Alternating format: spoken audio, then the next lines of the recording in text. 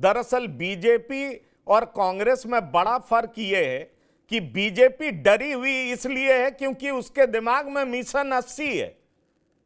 Seat कोई भी easy going और स्मूथ गोइंग नहीं है, इस बात से मैं सहमत हूं। लेकिन अगर पिछले 2, 3, 4 चुनाव का आप रिजल्ट देख लें तो 2022 में भी माहौल बना था, आ रहे हैं अखिलेश और बीजेपी पक्का आ रही थी। और आप में से कई लोग ऐसा कह भी रहे थे, मैं नाम इंडिविजुअल नहीं लूंगा, और हम लोग को भी लग रहा था कि शायद बीजेपी फंस रही है क्योंकि जिस तरह का माहौल बन रहा था। लेकिन रिजल्ट आ गया सामने। 2019 में कई सारे बीजेपी विरोधी लोग फेसबुक पे बोल्ड लेटर में लिख रहे थे 165, 185, और जब रिजल्ट आया तो कई दिनों तक सोशल साइट से गायब हो गए। मामला कांटे का है, लड़ाई जबरदस्त है, लेकिन दोनों के अप्रोच में आकाश जमीन का फर्क है। इसीलिए मैंने आपसे एक सवाल पूछा कि क्या अगर बीजेपी फंस रही है, इंडिया गठबंधन में कोई दिक्कत नहीं है, सपा और कांग्रेस यही दो पार्टी है, क्या अभी भी उत्तर प्रदेश में एनडीए से ज्यादा सीटों का डिक्लेरेशन इंडिया गठबंधन ने कर दिया है क्या? मैं ये जानना चाहता हूं। अगर नहीं किया है तो कहां पेच फंस रहा है, कहां गलती हो रही है? और कांग्रेस के सबसे बड़े नेता उत्तर प्रदेश में लड़ेंगे कि नहीं लड़ेंगे, इसी पे संशय है। सीट की बात तो छोड़ दीजिए, कम से कम मोदी को लेकर तो संशय नहीं है कि बनारस से वो नहीं लड़ेंगे। राजनाथ सिंह लखनऊ से लड़ेंगे, यह संशय नहीं है। जो बड़े नेता हैं उनको लेकर के कोई संशय नहीं है। इसलिए राहुल लाल जी, क्या आपको यह दिखाई नहीं पड़ता कि अप्रोच का बड़ा अंतर है? एक 80 में 80 सीटें जीतने के लिए हर सीट को गंभीरता से ले रहा है, और दूसरा यह सोच रहा है कि कैसे 80 तक नहीं पहुंचने दिया जाए, इनको 70 पे रोक दिया जाए कि 65 पे रोक दिया जाए कि 72 पे रोक दिया जाए। उस अप्रोच के साथ मैदान में उतर रहा है। क्या आप सहमत हैं इस बात से? नहीं पंकज जी, देखिए मुझे लग रहा है कि थोड़ा मैं इसकी मैं अलग व्याख्या करूंगा। नंबर 1 चीज की, देखिए कांग्रेस की अपनी एक संस्कृति रही है, कांग्रेस का काम करने का अपना एक तरीका रहा है। अगर आप पहले के चुनाव में भी हम लोग देखें, अब भारतीय जनता पार्टी का अपना एक पैटर्न है। अगर पिछले बार के संदर्भ में भी देखें तो पिछले बार जब अधिसूचना 10 मार्च को जारी हो गई थी तो उसके 10 दिनों बाद 20 मार्च के आसपास बीजेपी की पहली सूची आई थी। इस बार बीजेपी ने अधिसूचना से पहले ही अपनी पहली सूची जारी कर दी। तो आपने जब 51 सीटों की पहली सूची जारी कर दी तो इसलिए आपसे सवाल पूछा जा रहा है कि आप दूसरी, चूंकि इस बीच में पार्टी ने जो है कि देश नेशनल स्तर पर दूसरी सूची भी जारी की, उसमें उत्तर प्रदेश के शेष बचे हुए सीट नहीं थे। अब तीसरी सूची में आ जाएगी, अच्छी बात है। तो ये जो एक हड़बड़ी है, तमाम तरह के सीटों को पहले घोषित करके बढ़त लेने का तमाम प्रयास करना, यह बीजेपी की रणनीति होती है। कांग्रेस की ऐसी कोई रणनीति नहीं होती है। वो अपना, उसकी रणनीति होती है कि ठीक है, वो कुछ दिन और समय लेके अपना निर्णय लेगी। रही बात कि भाई बड़े नेताओं का कांग्रेस का पता नहीं चल रहा है कि कौन कहां से चुनाव लड़ेंगे। मैं कह रहा हूं जब तक अभी महाराष्ट्र की सूची जारी नहीं हुई थी तब तक देखिए हम लोगों को नहीं पता चल रहा था। बीजेपी के भी कई सारे दिग्गज जो है कि महाराष्ट्र से चुनाव लड़ रहे हैं। तो उत्तर प्रदेश में कांग्रेस ने भी अपनी सूची जारी नहीं की है। जब सूची जारी होगी तो पता चल जाएगा वो चीज। लेकिन ये बीजेपी के लोग व्याकुल हैं कि अमेठी से कौन लड़ेगा, अगर अमेठी रायबरेली से कौन, रायबरेली से प्रियंका लड़ेगी तो हम इसे खड़ा करेंगे, रायबरेली से प्रियंका नहीं लड़ेगी तो इसे खड़ा करेंगे। नहीं, राहुल लाल जी, ये व्याख्या आपका मेरे समझ से तो परे नहीं, मेरे समझ से तो परे। आप कांग्रेस के प्रदेश अध्यक्ष क्यों बार बार कह रहे हैं, अमेठी के जिला अध्यक्ष क्यों बार बार स्टेटमेंट दे रहे हैं? कांग्रेस पार्टी क्यों नहीं साफ बोल रही है? बीजेपी को कोई दिक्कत नहीं है, स्मृति ईरानी तो राहुल गांधी को रोज चुनौती दे रही है। जवाब मिले ना कांग्रेस की तरफ से, मैं वही तो कह रहा हूं, जवाब मिले तो कांग्रेस की तरफ से। मैं देखिए पंकज जी, जब 17 उम्मीदवारों की सूची आएगी जवाब मिल जाएगा उसमें। ये कौन सी, देखिए मैंने इसलिए जो कहा कि गडकरी जी का नाम प्रथम सूची में नहीं था, लेकिन जब महाराष्ट्र की सूची आई गडकरी जी का नाम आ गया, उत्तर मिल जाएगा। ऐसे ही जब उत्तर प्रदेश की सूची जारी होगी जवाब मिल जाएगा। मैं इसे बड़ा मसला नहीं मानता इसे। लेकिन दो तीन चीजें देखिए, अभी हम लोगों ने चूंकि जो चर्चा हो रही है, चूंकि अभी कांग्रेस ने सूची जारी नहीं की है, कल भी मैं आपके कार्यक्रम में था कि समाजवादी पार्टी ने सूची जारी की है तो कैसे की है, मैं उस टिप्पणी को नहीं दोहराऊंगा। उन्होंने इतना तो आपको मानना पड़ेगा कि जो पूर्वांचल का क्षेत्र है वहां पे उन्होंने जो घेराबंदी की है, अब वो अगर अफजाल के सामने में उतारने के लिए अगर मनोज सिन्हा ना मिलते हैं तो उनके बेटे को ही उतारने की नौबत अगर आ रही है, और प्रधानमंत्री जी के संसदीय सीट के बगल का गाजीपुर में अगर ये स्थिति बनी हुई है, तो भारतीय जनता पार्टी की कैसी स्थिति है वो सोच के हम लोग को वो दिखाई दे रही है। मैं एक ही चीज कहूंगा, जब उत्तर प्रदेश के 51 सूची भारतीय जनता पार्टी ने जारी की थी तब भी मैंने कहा था कि भारतीय जनता पार्टी किसी हड़बड़ी में है, और एक कॉन्फिडेंस जो दूसरे राज्यों में बीजेपी में कॉन्फिडेंस नजर आ रहा था, वो कॉन्फिडेंस उत्तर प्रदेश में नजर नहीं आ रहा था। तभी वो 47 सीटों पे कई सारे जो टिकट उन्होंने दिए सिटिंग कैंडिडेट्स को, वो आज विवादों के घेरे में है। हम लोग तमाम चर्चा करते हैं पंकज जी की बीजेपी टिकट देती है, पहले नंबर पर सर्वे करती है, दूसरे नंबर पर सर्वे करती है, तीसरे नंबर पर सर्वे करती है, नमो ऐप पे सर्वे होता है।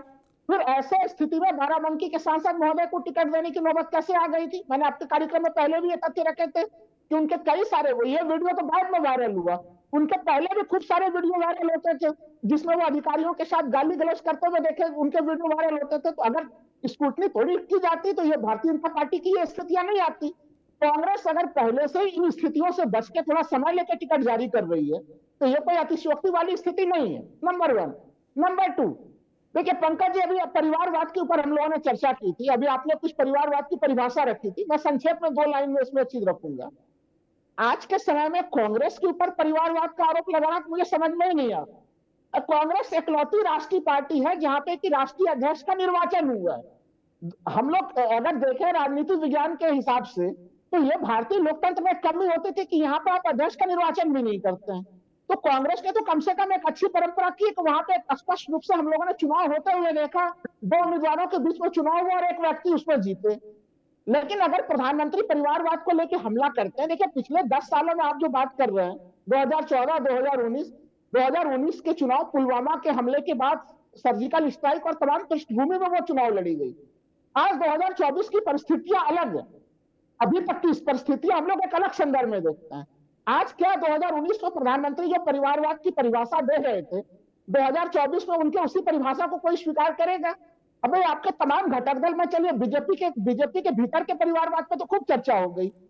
बीजेपी के तमाम सहयोगी दल जो हैं, चाहे वो आप देख लीजिए उत्तर प्रदेश में उनके सहयोगी दल हो, चाहे उनके बिहार में सहयोगी दल हो, उन तमाम लोगों की में वहां पर परिवारवाद दिखता है। जो प्रधानमंत्री ने परिवारवाद की परिभाषा दी कि दल को नियंत्रित करने वाला, वो परिभाषाएं भी उन तमाम दलों में दिखती हैं। तो अगर आपको परिवारवाद से इतनी नफरत है, फिर आप संजय निषाद को क्यों आप अपना सहयोगी बनाए हुए हैं?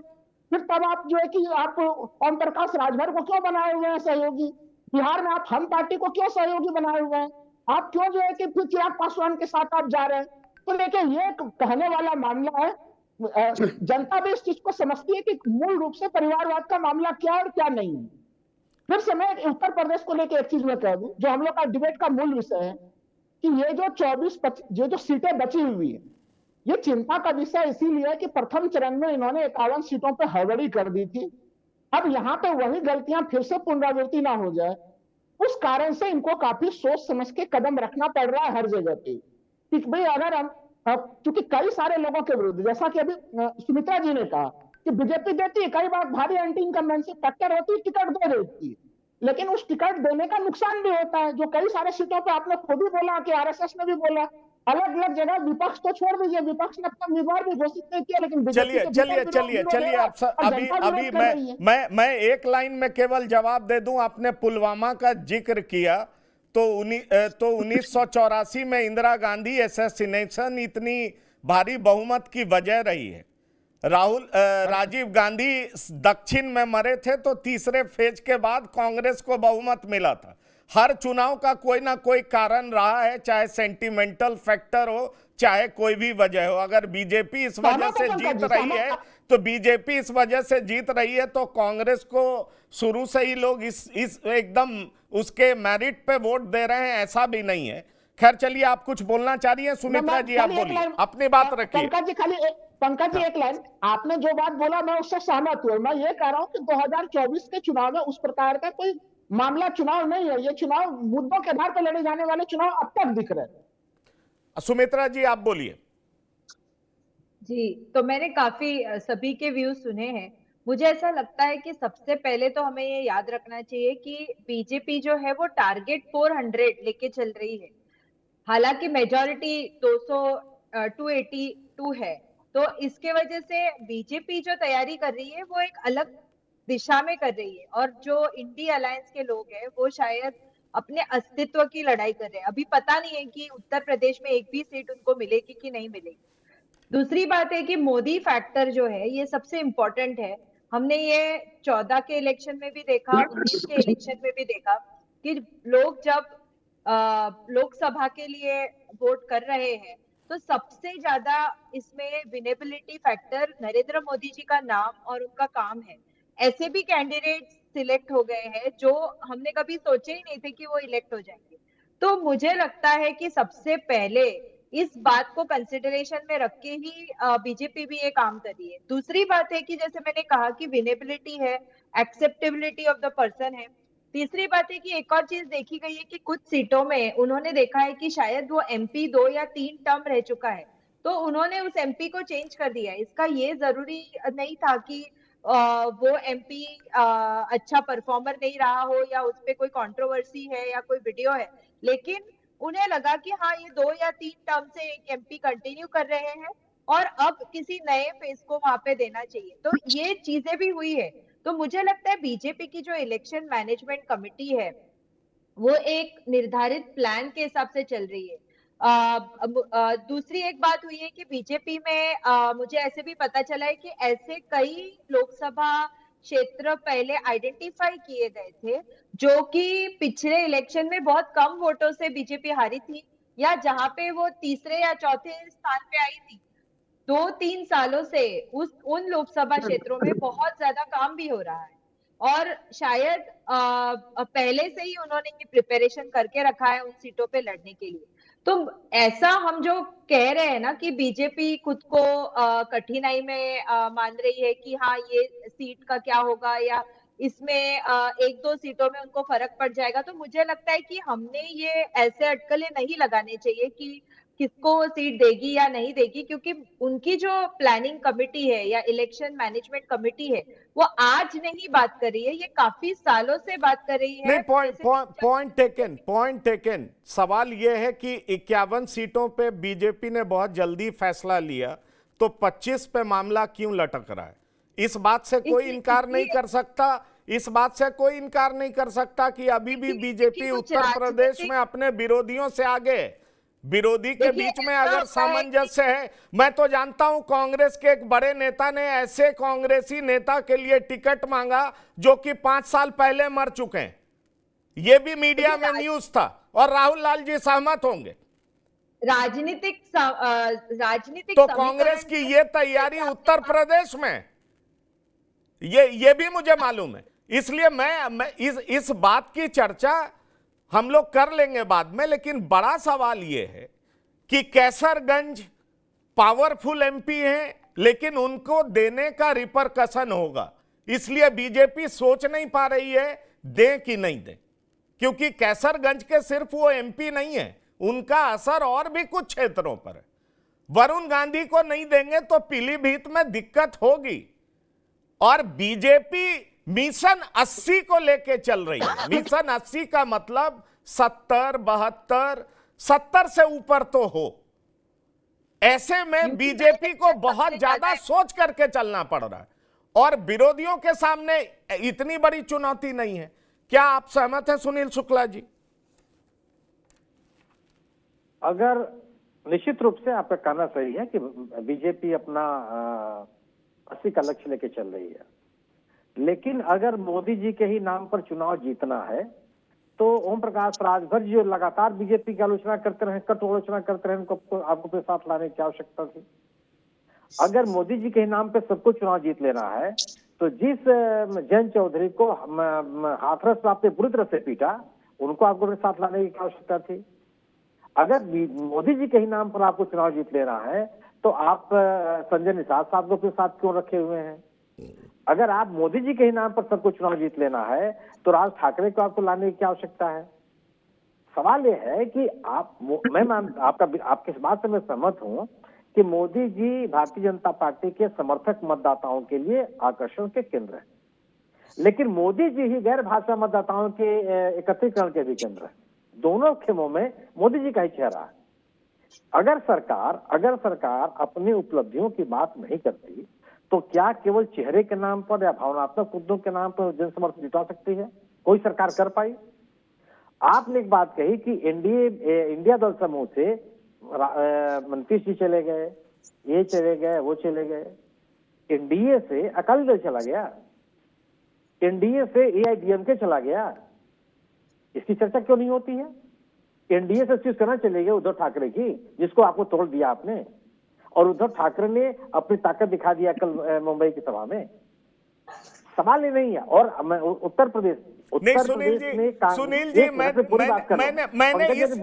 क्लियर कर दूं, मैंने इस कॉन्टेक्स्ट में कहा था, वो अकाली दल चला गया चाहे कोई चला गया, वो तो पहले चला गया। क्लेम नहीं करती बीजेपी की वो मेरी सहयोगी दल है। यहां तो गजब आयरनी है कि टीएमसी साथ भी है और साथ नहीं भी है, आम आदमी पार्टी साथ भी है, साथ नहीं भी है, ऐसे कई दल साथ है भी और नहीं भी है। तो किस तरह का इंडिया अलायंस है, इस पे मैं चाहूंगा आप कुछ बोले। अकाली दल एनडीए में था कि नहीं था? हाँ, नहीं था, वो चला गया छोड़ के, वो चला गया छोड़ के। बात में कर रहा हूँ, बिल्कुल उसी की बात में कर रहा हूँ। हाँ। बीजेडी को आप क्यों चले गए बीजेडी से कि हमको समझौता करने की जरूरत है? क्या आवश्यकता थी आपको, जब मोदी जी के नाम पर चुनाव जीता जाना है? आपने बात कही कि उत्तर प्रदेश में कांग्रेस अपने उम्मीदवारों की घोषणा क्यों नहीं कर रही है, राहुल गांधी का नाम क्यों नहीं आ रहा? बिल्कुल सही बात है, कर देना चाहिए था। लेकिन यह बात उतनी गंभीर कब होती कि कांग्रेस अपने एक भी उम्मीदवार की घोषणा की होती उत्तर प्रदेश में? आपने महाराष्ट्र में किसी उम्मीदवार की घोषणा नहीं की, किसी ने नहीं कहा कि नितिन गडकरी साहब को आपको नहीं दिया। आपने उत्तर प्रदेश में क्या लोगों का नहीं, अभी तो राहुल लाल जी कह रहे थे, राहुल लाल जी कह रहे थे। अब वही तो आप नहीं, अब मैं दूसरी चीज, आप बिहार में क्यों नहीं घोषित कर दे रहे हैं?